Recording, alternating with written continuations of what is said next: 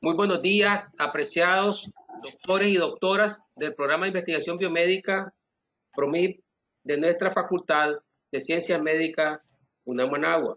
Iniciamos el día de hoy, sábado 29 de agosto del año 2020, nuestra primera reunión de monitoreo y evaluación de los avances de tesis del PROMIP. El objetivo general de esta reunión es garantizar la elaboración de las 47 tesis del PROMIP con la calidad y pertinencia necesaria. El objetivo específico de esta reunión son tres. Primero, dar el acompañamiento necesario a los doctores y doctoras del PROMIP para la entrega de las tareas pendientes de los tres últimos cursos del PROMIP hasta septiembre del 2020, hasta el 30 de septiembre. Objetivo 2, asegurar el proceso de asesoría continua de las tesis de los doctores y doctoras del PROMIP, 47 tesis del PROMIP, hasta noviembre del año 2020. Objetivo número 3, facilitarle el proceso de defensa de las 47 tesis del PROMIP hasta enero del año 2021. El programa de trabajo de esta reunión, en muy concreto, vamos muy directo. En primer lugar, haremos una teleconferencia para profundizar nuestros niveles de conocimiento y fortalecer la base de conocimiento del PROMIP.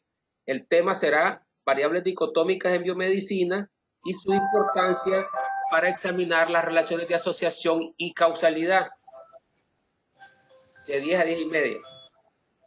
Luego tendremos un periodo de preguntas y respuestas para hacer un diálogo sobre ese tema de las variables dicotómicas. Después, el tercer punto, les presentaré el avance de la entrega de tareas pendientes de los tres últimos cursos del PROMIP. Y el último punto, los acuerdos de esta primera reunión de monitoreo y evaluación del PROMIP. Para iniciar esta primera reunión, permítanme leer algunos extractos de las palabras del doctor Manuel Enrique Pedrosa en ocasión de culminación del plan de estudio del PROMIP, ocurrido el jueves 16 de julio, porque ahí están presentes las directrices fundamentales para graduarlos a los 47 doctores y doctoras del PROMIP exitosamente. Ahí estaba escrito ya. Entonces hay que reflexionar sobre esas directrices y sobre todo implementarlas en tiempo y forma. Al culminar el plan de estudio del PROMIP, yo les decía, el día jueves 16 de julio, al finalizar el curso de investigación científica, innovación, emprendimiento y TIC, curso del PROMIP, impartido magistralmente por el doctor Juan de Dios Bonilla Anduray, también se cierra el último curso del PROMIP llamado Investigación, Innovación y Emprendimiento, ITIC. Esto significa que el 16 de julio se culminó el plan de estudio del PROMIP. Sin duda, dimos un gran salto de calidad muy importante en nuestras vidas profesionales. Un factor muy relevante para alcanzar este cumplimiento del plan de estudio del PROMIP ha sido sin duda alguna el asesoramiento científico que nos ha brindado el doctor Jorge Lazareff, asesor científico del PROMIP, el cual resultó muy exitoso para los doctores y doctoras del PROMIP. Grandes aprendizajes logramos gracias al asesoramiento científico del doctor Lazareff, expresado en concreto en más de 30 videoconferencias, verdaderas conferencias magistrales que están bien posicionadas dentro de 5 diferentes cursos de la plataforma del PROMIP. Tales son los cursos de investigación biomédica 1 y 2, el curso de filosofía de la ciencia, el curso de ensayo clínico, el curso de investigación, innovación, emprendimiento y TIC. Por ello, nuestro sincero reconocimiento y agradecimiento. Igualmente, hay un valor agregado muy importante en la participación de muchos docentes de nuestra Facultad de Ciencias Médicas y otros docentes de nuestra Universidad UNAM Managua que contribuyeron grandemente al éxito del PROMIP. Para ellos, nuestro reconocimiento y nuestro respeto. Todos los docentes que participaron e hicieron posible cumplir el plan de estudio del PROMIP son los siguientes: el doctor Freddy Mainar Mejía, la doctora Margarita Pérez, el doctor Guillermo Gossenbruch, el doctor Alejandro Solís Martínez, el doctor Julio Piura, la doctora Marlene Muñoz Gaitán, el doctor René Silva, el doctor Gerardo Mejía Baltodano, la doctora María Dolores Álvarez Arzate, el doctor Juan de Dios Bonilla Anduray, el doctor Luis Dicoqui Riobó, la maestra Danielka Carballo Palma, la maestra Rubelia Gómez Centeno, el doctor Manuel Enrique Perosa Pacheco. Para cada uno de estos docentes de nuestra Facultad de Ciencias Médicas y nuestra Universidad UNAM Managua, nuestro sincero reconocimiento y agradecimiento. Sin embargo, para el completo éxito del PROMIP, faltan dos grandes retos a cumplir para ser graduados del PROMIP. Primer reto a cumplir. Hace falta terminar de escribir la tesis del PROMIP, para lo cual los doctores y doctoras deben entregar su primer borrador de tesis en el periodo de agosto a septiembre del 2020. Fecha límite de entrega, 30 de septiembre. Segundo reto a cumplir. Los doctores y doctoras del PROMIP deben corregir ese primer borrador y defender su objetivo, su tesis del PROMIP. Deben cumplir con la defensa de su tesis en el periodo de octubre a diciembre. Fecha límite de cumplimiento, diciembre del 2020. Recuerden que para superar estos retos, ahora ustedes, doctores y doctoras del PROMIP, disponen de muchos conocimientos y tecnologías expresados en todos los recursos docentes de los 15 cursos que constituyen el diseño curricular del PROMIP, que al mismo tiempo constituyen una verdadera fortaleza individual, propiedad de cada uno de ustedes, en diversos temas de investigación científica, innovación tecnológica, innovación pedagógica, organizacional e institucional. Eso ya es propiedad intelectual de cada uno de ustedes, apreciados doctores y doctoras del PROMIP. Sus cursos del PROMIP, sus videoconferencias, sus conferencias en PowerPoint, sus libros de texto, etc. Y por extensión, también eso es el mecanismo de transferencia de tecnología y nuevos conocimientos de cada uno de ustedes hacia los médicos residentes que ustedes dirigen en sus diferentes especialidades médicas en sus hospitales. Todo ello ustedes lo tienen disponible en vuestra plataforma Moodle del PROMIP. Tener esa plataforma del PROMIP, eso ya es un logro invaluable. Permítame recordarles lo que les he dicho en mis clases, siempre les insistí, que en la vida real de nosotros, los seres humanos, hay una máxima muy sencilla, es un principio de vida. Todo lo bueno cuesta mucho lograrlo. No existen soluciones fáciles para problemas complejos. Particularmente en biomedicina, no existen soluciones fáciles para el abordaje de las diferentes patologías, porque en lo patológico está lo etiológico, está la causalidad del fenómeno médico. Además, siempre estará presente como objeto y sujeto de estudio a la vez el factor humano, que implica al mismo tiempo factor genético, nutricional, estilos de vida, ambiente, cultura, educación, paradigmas. Entonces, el factor humano intrínsecamente se convierte en macrofactores, los que hacen más compleja la toma de decisión del profesional médico. Es entonces que lo ético tiene mucha razón de ser ante la complejidad multifactorial y multidimensional de los problemas que se tienen que resolver en biomedicina en el día a día, en la atención hospitalaria. Entonces recuerden, nada es difícil en la vida. Solo se trata de convertir lo difícil en algo útil y práctico de realizar. Que se puedan resolver problemas en la realidad mediante el uso de la ciencia y la tecnología, mediante la investigación científica que permita ver soluciones donde otras personas solo miran problemas. Para eso es la investigación científica. ¿Y cómo hacer esa transformación? No hay respuesta fácil para esto, pero hay algunas indicaciones para ser exitosos, con disciplina, con trabajo, con esfuerzo y sacrificio, con paciencia y perseverancia para lograr cumplir sus metas y objetivos. Así se debe trabajar su tesis del PROMIT. Se debe hacer con ética y moral, con humanismo y con profesionalismo, con identidad y compromiso con el pueblo nicaragüense. Particularmente, recuerden que la lucha por la superación humana, científico, técnica y profesional mediante el mejoramiento continuo es una lucha diaria y continua. Debemos ver siempre más allá del momento actual y garantizar el futuro previsible de corto, mediano y largo plazo, con identidad y compromiso de patria, con identidad, amor y compromiso con nuestra universidad UNAM Managua, con disciplina, con organización interna, con gerencia de tiempo, con objetividad, con convicción, con perseverancia, ética y moral, paciencia, esfuerzo y hasta sacrificio, para dar siempre el ejemplo como profesionales médicos del pueblo y culminar exitosamente el PROMIP.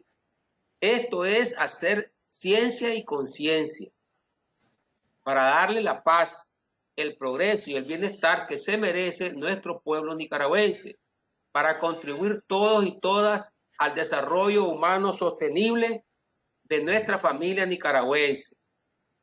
Un abrazo fraterno, compañero Pedrosa. Este mensaje es importante considerarlo en esta etapa del PROMIP para garantizar escribir la tesis y defender la tesis de aquí hasta diciembre 2020. Y una prórroga que ya está programada es enero del 2021 para todos los que se atrasen, enero del 2021.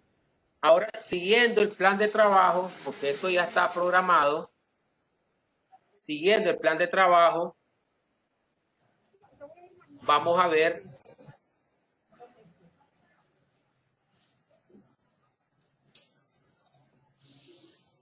ver la conferencia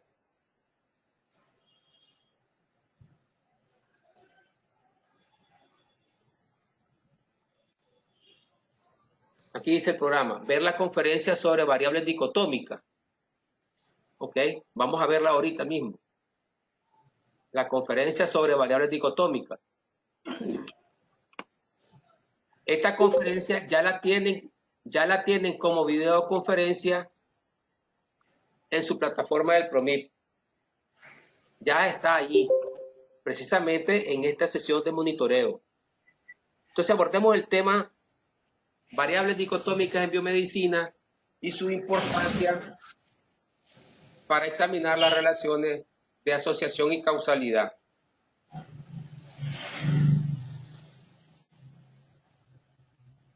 Es una conferencia preparada especialmente para el PROMIP. ¿Qué es una variable dicotómica? Es una variable cualitativa nominal que presenta dos estados opuestos de un mismo fenómeno. Se constituye como una variable de categoría del fenómeno en investigación. Técnicamente es creada con las categorías 1 sí, 0 no. Las variables dicotómicas también pueden ser creadas aplicando categorías 1 y 2, en dependencia del fenómeno objeto de estudio. Por ejemplo, los tratamientos a comparar en biomedicina. Recordemos los tipos de variables. En ciencia estadística, básicamente son 4 variables estandarizadas. 2 cualitativas, nominal y ordinal. 2 cuantitativas, continua y discreta. Y 2 variables que yo les llamo variables comodines. Es decir, que sirven para todo. Son las variables de categoría y las variables dicotómicas. Ambas son variables nominales u ordinales que se transforman en variables discretas. Las variables dicotómicas igualmente son variables de categoría, pero las variables dicotómicas solo tienen 2 categorías. Como regla estándar, esas 2 categorías son 1 sí, 0 no. Las dicotómicas son variables transformadas, de nominales a variables discretas. Las variables cualitativas son las que guían el uso de los métodos no paramétricos. Es decir, las variables de categoría, las dicotómicas, son las que guían a los no paramétricos. Las variables cuantitativas, es decir, las variables numéricas, son las que guían los métodos paramétricos. Importancia de las variables dicotómicas en biomedicina. Reflexión muy importante.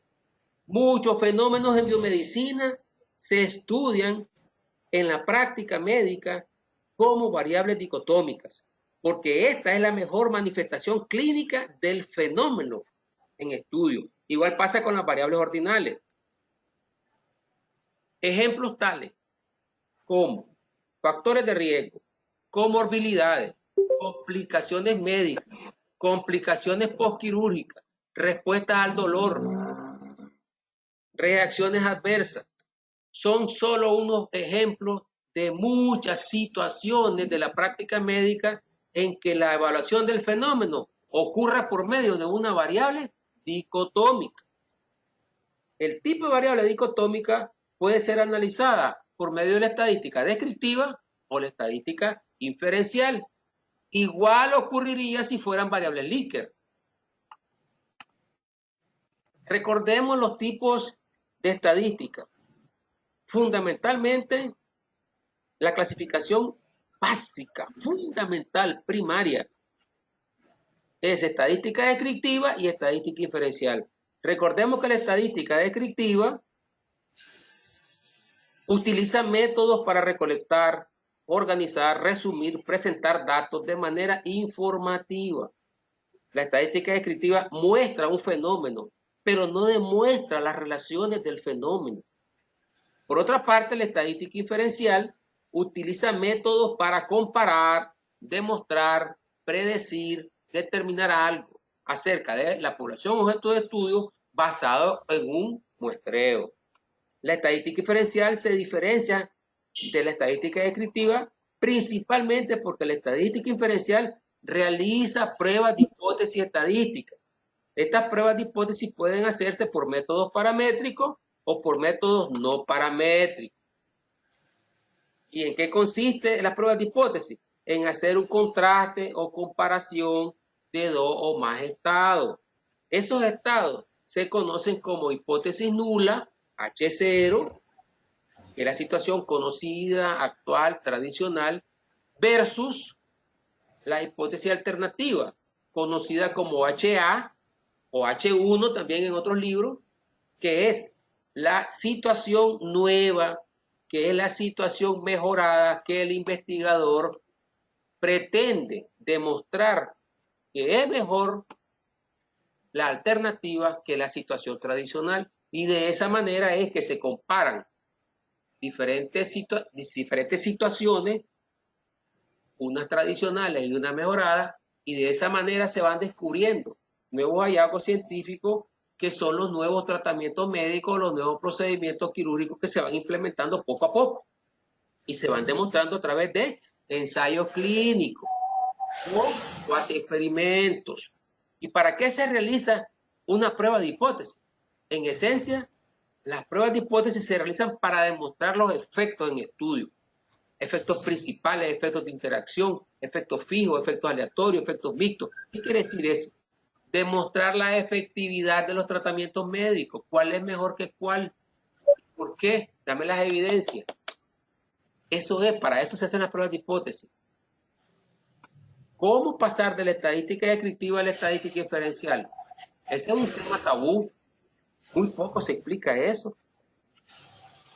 Hay que cumplir 4 reglas principales para pasar de la estadística descriptiva a la inferencial. Primero, la naturaleza de la variable estadística. Conocer muy bien eso. Segundo, conocer la calidad de los datos con que se cuenta.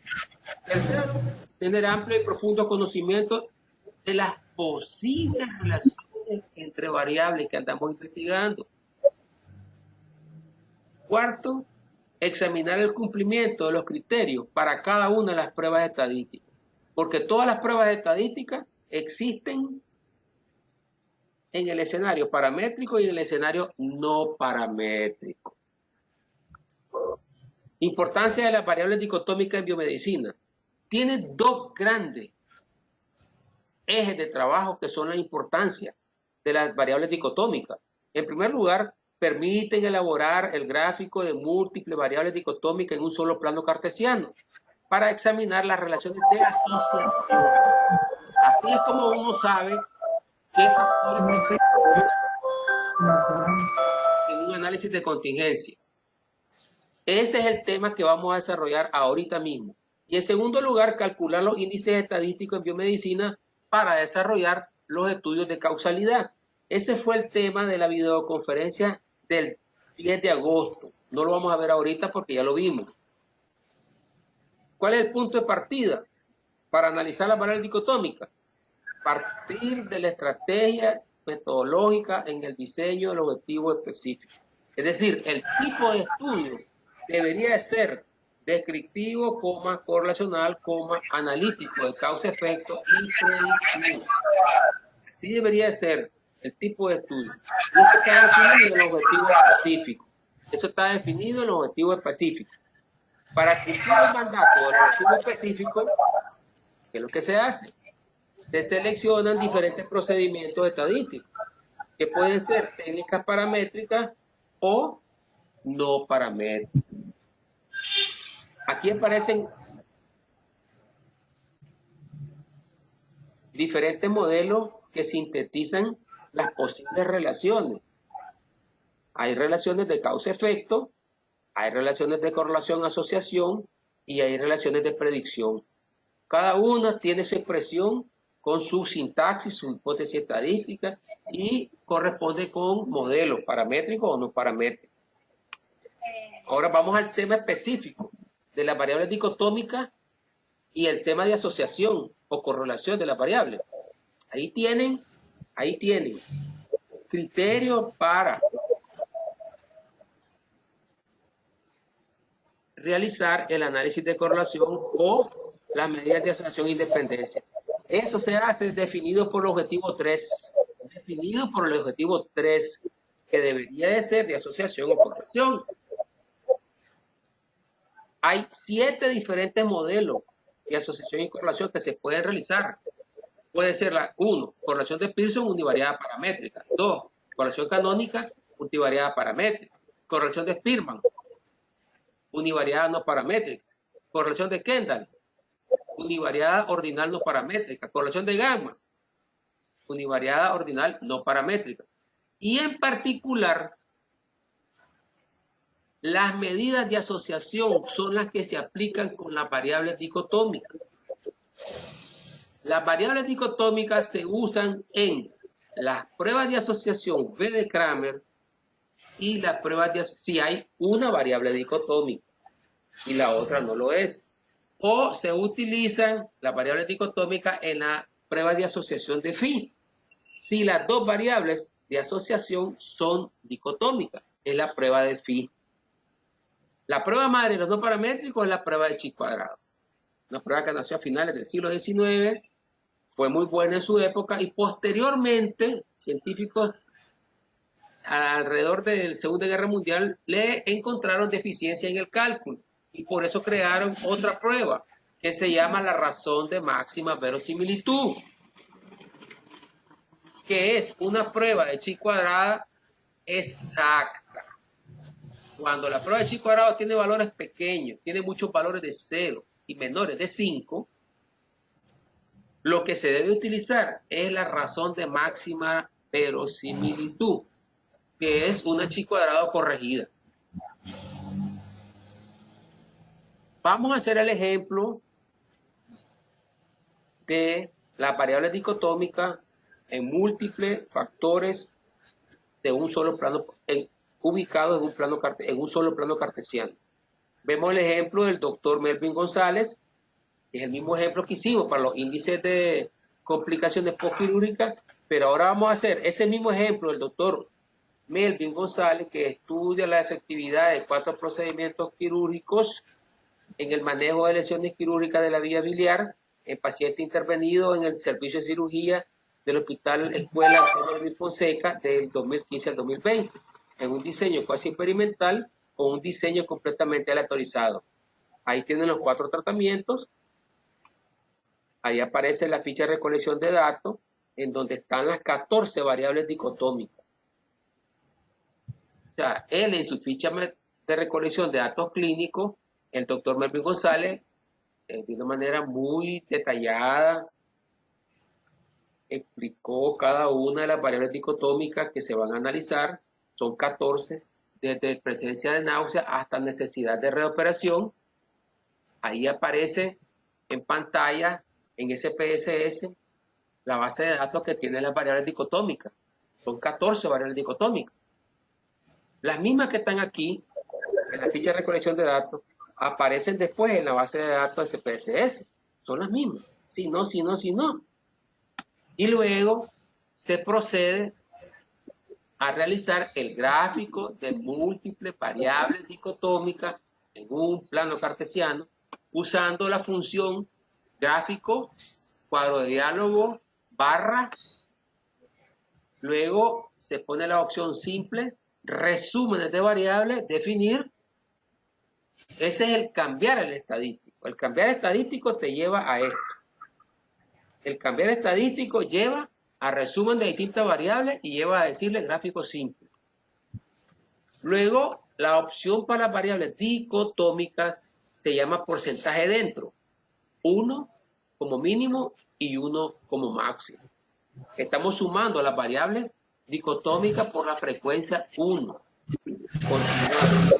Y eso es lo que genera un gráfico de las complicaciones postquirúrgicas, que no es más que un gráfico de múltiples variables dicotómicas presentados de una sola vez en un plano cartesiano. ¿Cuál es la ventaja de este gráfico? De múltiples variables dicotómicas, que es en la realidad un gráfico de múltiples factores presentados al mismo tiempo. Entonces eso te permite ver el comportamiento de los datos, porque uno mira claramente cuáles son las barras que tienen más frecuencia y las que tienen menos frecuencia. Que las respuestas son afirmativas, las barras representan respuestas afirmativas. Entonces se mira cuáles son las complicaciones postquirúrgicas que tienen mayor impacto y menor impacto. Se mira, las que son color anaranjado son las de menor frecuencia. Las 3 que están en verde, son las 3 complicaciones postquirúrgicas que tienen más impacto, 75.75, 72.72 y 69. Pues ahí tienen el gráfico de complicaciones postquirúrgicas. Siguiendo este mismo procedimiento, se realiza el gráfico de múltiples variables dicotómicas en un plano cartesiano para las comorbilidades. En el ejemplo del doctor Melvin González, hay 4 comorbilidades de gran impacto, que son las verdes. Yo acostumbro siempre poner los factores de mayor frecuencia, los pongo de color verde, que indica que eso me da luz verde, me da pase, para que yo pueda después realizar la prueba V de Kramer o pueda realizar la prueba de Phi. Siguiendo el mismo procedimiento, se realiza el gráfico de múltiples factores en un solo plano cartesiano para determinar el gráfico de los factores de riesgo. Entonces, los factores de riesgo se mira claramente, hay 3 barras verdes, las de más impacto, hay otras más pequeñas, y ahí se mira claramente que el factor de riesgo de más impacto son las adherencias firmes con un 90.90, una frecuencia altísima. El secreto de agarrar las 3 barras más de mayor frecuencia es porque esas son las que posiblemente den una probabilidad significativa del fenómeno. Si usted hace una asociación de factores con una frecuencia baja, pues lo más seguro es que le va a salir una probabilidad aleatoria, o sea, le va a dar no significativo. Y no quiere decir nada malo. Pero recuerde que el investigador anda buscando cómo demostrar la hipótesis alternativa. Él anda buscando cómo demostrar significancia estadística. Eso no quiere decir que las NS son malas. Hay que explicarlas. Quiere decir condición de igualdad. Y a veces hasta es mejor tener una NS. Pero depende de qué estés hablando, de qué tema estés hablando. Bien, Miremos los factores de riesgo, la adherencia firme. Eso indica que yo debería hacer una asociación de Kramer o una prueba de Phi con adherencia firme, con ese factor de riesgo. Se realizó la medida de asociación de B de Kramer para el factor de riesgo de adherencia firme, porque tenía 90.90% de ocurrencia, casi 91% de ocurrencia. Y se realizó la análisis de asociación de Kramer con la clasificación de Bismuth para colecistectomía abierta. Se hizo la prueba de B de Kramer y se obtuvo una probabilidad aleatoria, un valor de P 0.003, lo cual indica una asociación significativa. Recuerden que correlación significativa y asociación significativa no quiere decir causa-efecto. No es sinónimo de causa-efecto. El efecto de correlación o de asociación significativo explica la relación bivariada de dos factores, los cuales están presentes mutuamente. Un factor implica la presencia del otro factor y viceversa, pero no expresan relaciones de causa-efecto. Para que recuerden siempre esa gran diferencia. Relación de correlación y asociación explica que la presencia de un factor indica la presencia del otro factor. Entonces ese es un indicador de que va a pasar algo después. Por ejemplo, aquí las adherencias firmes, en su condición de sí, el 50% de los pacientes tienen la clasificación de vivo para colecistectomía abierta en el tipo 1. Quiere decir que en este fenómeno que estudió el doctor Melvin González, la adherencia firme, donde se expresó fuertemente y dice que está sobresaliendo, es la clasificación tipo 1, donde tenés el 50% de los pacientes. Y dice que la adherencia firme, los que fueron sí, el 93.8% de todos los pacientes tuvieron adherencia firme. Ojo, que eso indica muchas cosas en términos médicos. Entonces, a eso se debe principalmente el efecto de asociación significativa. A la clasificación BIMO tipo 1, presente con las adherencias firmes.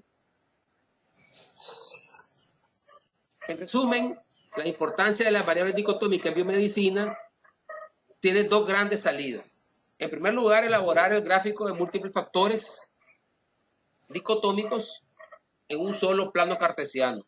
¿Para qué? Para examinar las posibles relaciones de asociación con la prueba B de Kramer o con la prueba de Phi. Ese es el tema que ahorita ya desarrollamos. El segundo punto, calcular los índices estadísticos en biomedicina, fue el tema de la videoconferencia del 10 de agosto. Muchísimas gracias y los invitamos para las próximas teleconferencias en donde abordaremos la estrategia metodológica para el diseño de los objetivos generales y específicos en investigación biomédica. Muchísimas gracias. Gracias a usted, profesor.